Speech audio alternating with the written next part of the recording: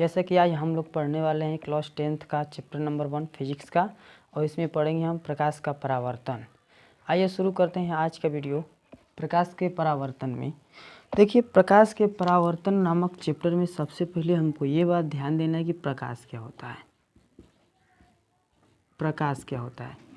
तो वह पदार्थ, वह वस्तु जिसके द्वारा हम किसी वस्तु को आसानी से देख सकते हैं उसे कहते हैं प्रकाश। जैसे अगर यहाँ पर कोई वस्तु रखी है, अगर इसको हमको देखना है, कोई लड़का है, अगर इसको यह देखना चाहता है तो जब तक इस पर प्रकाश नहीं पड़ेगा तब तक यह वस्तु इस लड़के को दिखाई नहीं देगी। भले यह अंधा न है, अंधा है तब तो दिखाई नहीं देगी, अगर अंधा नहीं है तो भी दिखाई नहीं देगी। दिखाई कब देती है? जब कोई प्रकाश की किरण इस पर पहुंचती है, कहीं से भी, और यह रिफ्लेक्ट होके फिर इसका प्रतिबिंब नेत्र पर, आँख पर, रेटिना वाला भाग पर बनता है, तब यह वस्तु हमें दिखाई देती है। क्योंकि रात में अगर वस्तुओं को देखना रहता है तो हम अपने आँखों से देख नहीं पाते हैं। इसको देखने के लिए उस पर टार्च जलाना पड़ता है, और टार्च जलाने से क्या होता है कि जब उस वस्तु पर टार्च जलाते हैं तो प्रकाश उस वस्तु पर जाती है और वस्तु से पुनः रिफ्लेक्ट होकर हमारे आँख पर पड़ती है। इसके बाद उस वस्तु का प्रतिबिंब हमारे रेटिना पर वास्तविक उल्टा और वस्तु से छोटा बनता है, और इस वस्तु को हम सीधा कैसे देख पाते हैं? क्योंकि वहाँ से जो उल्टा प्रतिबिंब है उसे ऑप्टिक नर्व्स ब्रेन में भेजकर उसको सीधा करके दिखा देती हैं, तब हमको लगता है कि यह प्रतिबिंब सीधा दिखाई दे रहा है। ये हो गया आपका प्रकाश। देखिए, प्रकाश में दो बात और पढ़ते हैं। प्रकाशिक वस्तुएं जो होती हैं, प्रकाशिक वस्तुएं दो प्रकार की होती हैं। एक होता है प्रदीप्त और दूसरा होता है अदीप्त। अब समझिए, प्रदीप्त वस्तु किसे कहते हैं? प्रदीप्त वस्तु उसे कहते हैं जो स्वयं प्रकाश उत्पन्न करते हैं, जैसे सूर्य हो गया, मोमबत्ती हो गया, ये स्वयं प्रकाश उत्पन्न करने वाले हैं। चंद्रमा हो गया, इन लोगों में स्वयं का प्रकाश होता है। अदीप्त वस्तु में कौन आएगा? जो स्वयं प्रकाश उत्पन्न नहीं करता है, उसे क्या कहेंगे? अदीप्त वस्तुएं कहते हैं। अदीप्त वस्तुओं में आता है, इसमें चंद्रमा नहीं होता है, चंद्रमा सूर्य के प्रकाश से चमकता है। इसमें प्रदीप्त में सूर्य और मोमबत्ती आ जाएंगी। चंद्रमा क्या होता है? जब चंद्रमा पर सूर्य का प्रकाश पड़ता है तब यह चंद्रमा हमको चमकते हुए दिखाई देता है। इसलिए इस चंद्रमा को किस में रखा जाता है? अदीप्त वस्तु में। अदीप्त वस्तु में चंद्रमा आ गया। इसके बाद पृथ्वी पर अगर कोई वस्तु रखी गई है तो वस्तु भी हमें चमकती हुई दिखाई देती है। कब दिखाई देती है?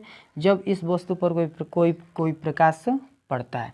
जैसे कभी कभी देखे होंगे, बारिश के दिनों में अगर बारिश का पानी है तो उस पर पानी चमकता हुआ दिखाई देता है, तो ये जानते हैं कि पूरा आंतरिक परावर्तन की घटना है। क्योंकि जब सूर्य का प्रकाश उस पर आता है तो हमको चमकता हुआ दिखाई देता है, लेकिन वह दीप्त वस्तु में नहीं आएगा, प्रदीप्त में, क्योंकि वो किसी और के प्रकाश से चमक रहा है। राइट? तो दीप्त वस्तु का दीप्त कहिए चाहे प्रदीप्त कहिए, दोनों बातें कही है। वह वस्तु जो स्वयं प्रकाश उत्पन्न करता है प्रदीप्त वस्तुएं, अदीप्त में वे वस्तुएं जो स्वयं प्रकाश उत्पन्न नहीं करती, उन्हें अदीप्त वस्तुएं कहते हैं। इसके बाद देखते हैं कि इस प्रकाश को चलने के लिए भी माध्यम की आवश्यकता पड़ती है। प्रकाश को चलने के लिए किसकी आवश्यकता पड़ती है? माध्यम की आवश्यकता पड़ती है। जैसे देखिए, माध्यम में क्या क्या आता है? माध्यम में आता है पहला पारदर्शी। कौन? पारदर्शी माध्यम। पारदर्शी माध्यम उसे कहते हैं जिससे प्रकाश एक तरफ से भेजें तो और दूसरी तरफ आर पार कर जाए। तो जब प्रकाश आर पार निकल जाएगा, इस क्रिया को कहते हैं कि यह पारदर्शी पदार्थ है। जैसे शीशा ले लेंगे, शीशा, कांच, जैसे वाहनों के होते हैं, चार चक्के, बस, ट्रक, जो आगे शीशा लगा होता है उसके इधर से भी हम उधर देख सकते हैं, उसे कहते हैं पारदर्शी वस्तु। इसके बाद आता है अपारदर्शी का मतलब कि वे वस्तुएं जिसमें प्रकाश आर पार नहीं निकल पाता है, इधर देंगे तो इधर निकल ही नहीं पाएंगी, इसको कहेंगे अपारदर्शी वस्तुएं। जैसे दीवार के जैसे बोर्ड के सामने से हम देख रहे हैं इधर, उस ओर की वस्तुएं हमको दिखाई नहीं दे रही, इसका मतलब यह बोर्ड कैसा हो गया, अपारदर्शी हो गया। इसके बाद आता है पारभासी। पारभासी, पारभासी किसको कहते हैं कि वे वस्तुएं जिस पर प्रकाश की किरण जाए लेकिन इधर धुंधला निकले। मतलब जब कोई प्रकाश के किरण आंशिक रूप से एक ओर से दूसरी तरफ निकल जाए उसको कहते हैं क्या, पारभासी कहते हैं। मतलब जैसे तेल लगा हुआ कागज, अगर कागज पर तेल लगा देंगे तो एक तरफ से दूसरी तरफ देखेंगे तो उससे प्रकाश थोड़ा थोड़ा जाएगा, उसे कहते हैं अपारदर्शी वस्तुएं कहते हैं।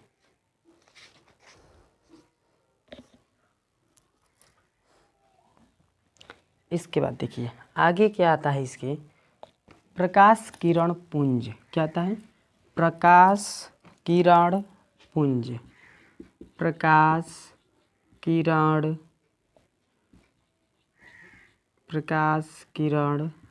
पुंज, ये क्या होता है समझिए, प्रकाश किरण पुंज।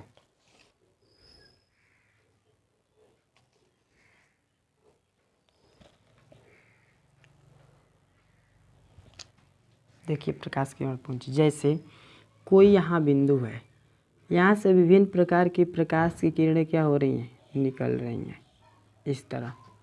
और एक यह किरण है जहाँ पर प्रत्येक किरण आके क्या हो रही हैं, मिल रही हैं इस तरह से। मतलब प्रकाश किरण पुंज का मतलब समूह होता है वह बिंदु जिससे विभिन्न प्रकार के प्रकाश किरणें क्या होती हैं, निकलती हैं, उससे प्रकाश किरण पुंज कहती हैं। या वह बिंदु जहाँ पर अन्य प्रकार की, मतलब विभिन्न प्रकार के प्रकाश किरणें एक बिंदु पर जाके मिलती हैं, उसे कहेंगे प्रकाश किरण पुंज। प्रकाश किरण पुंज निम्न 3 प्रकार के होते हैं। देखिए कौन कौन। एक होता है समांतर प्रकाश किरण पुंज। कौन, समांतर प्रकाश किरण पुंज। समांतर प्रकाश किरण पुंज क्या होता है कि इसको प्रकाश देते रहेंगे, यह एक बिंदु से होते हुए सीधे निकल जाएगा, समांतर प्रकाश किरण पुंज। एक होता है अपसारी प्रकाश किरण पुंज। अपसारी का मतलब देखिए यहाँ पर लिखा है एक चीज़ पसारी। पसारी का मतलब एक बिंदु रहेगा, ऐसे विभिन्न प्रकार की प्रकाश किरणें क्या होंगे, विभिन्न दिशाओं में फैल जाएंगी, इसको कहते हैं अपसारी। मतलब जिस बिंदु से प्रकाश की किरण निकलेंगी उसे कहेंगे अपसारी। अपसारी का मतलब पसार देगा। अगला देखिए तीसरा है अभिसारी। अभिसारी का मतलब यह क्या करता है कि विभिन्न प्रकाश की किरणों को, विभिन्न मतलब चारों तरफ से आने वाली प्रकाश की किरणों को एक बिंदु पर मिला देगा, उसको कहेंगे अभिसारी प्रकाश किरण पुंज। तो यहाँ अगर अपसारी याद रहेगा तो अभिसारी भी याद रहेगा। अपसारी पसार देगा, तुरंत विभिन्न किरणों को एक स्थान से चारों तरफ फैला देगा। अभिसारी क्या करेगा कि विभिन्न प्रकाश की किरणों को मोड़कर एक बिंदु पर रख देगा। यहीं पर एक बात आती है, अपसारी लेंस भी होता है एक। कौन लेंस, अपसारी लेंस। तो अपसारी लेंस क्या होता है, अपसारी लेंस क्या करता है, तो अपसारी लेंस में आता है अवतल लेंस। अवतल लेंस पर अगर प्रकाश की किरणें देंगे तो यह प्रकाश की किरणों को तुरंत क्या करता है, फैला देता है, प्रकाश की किरणों को तुरंत फैला देगा। इसको कहते हैं अपसारी लेंस या अवतल लेंस। अपसारी लेंस या अवतल लेंस। अभिसारी में कौन आता है, तो इस पर आता है उत्तल लेंस। कौन सा लेंस, उत्तल लेंस के ये, या इसी को अभिसारी लेंस भी बोलते हैं, उत्तल लेंस को। तो उत्तल लेंस पर विभिन्न प्रकार की प्रकाश किरणें जब आएंगी तो यह इसे एक बिंदु पर तुरंत क्या करेगा, मोड़ देगा। तो इसीलिए इसका नाम पड़ जाता है कौन सा लेंस, अभिसारी लेंस।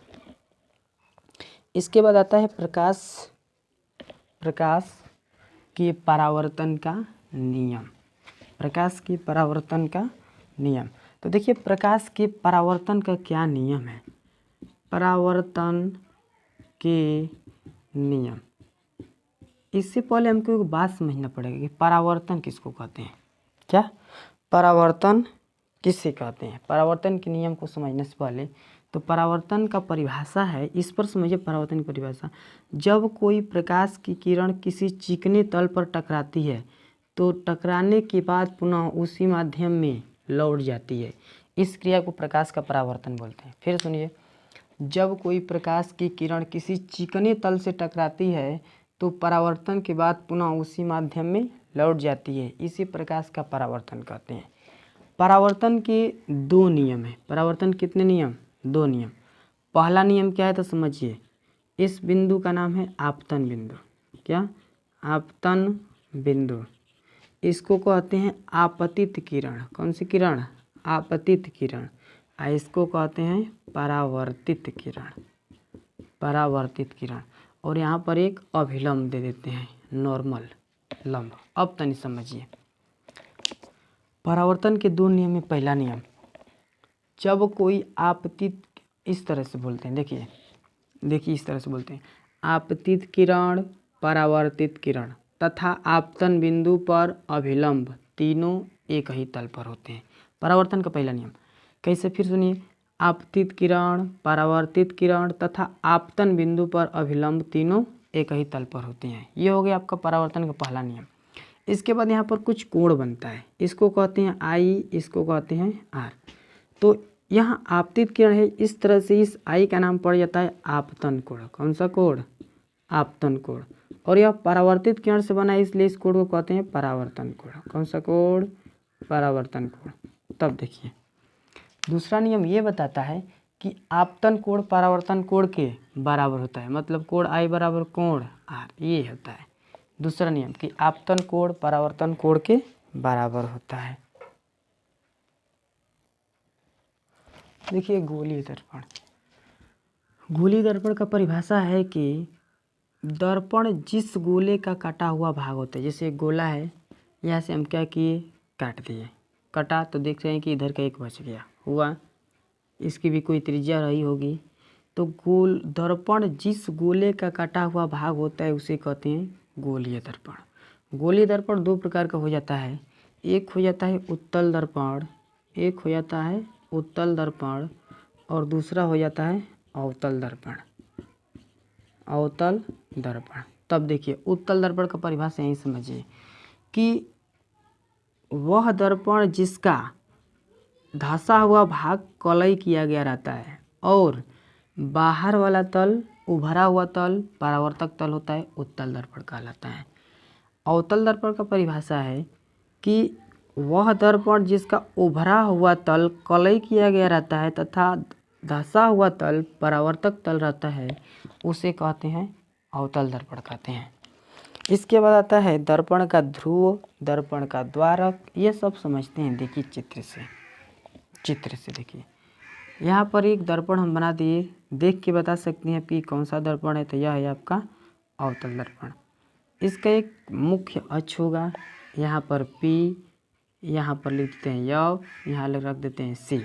अब समझिए, यहाँ कुछ परिभाषाएं बोल रहे हैं आप, दर्पण से संबंधित कुछ परिभाषाएं। तो इसको कहते हैं ध्रुव। क्या कहते हैं? ध्रुव। तो दर्पण के मध्य बिंदु को दर्पण का ध्रुव कहते हैं। फोकस दूरी किसे कहते हैं? तो देखिए, ये आपको फोकस दूरी बोलते हैं।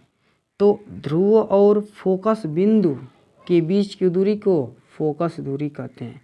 फोकस, दर्पण के ध्रुव और फोकस बिंदु के बीच की दूरी को फोकस दूरी कहते हैं।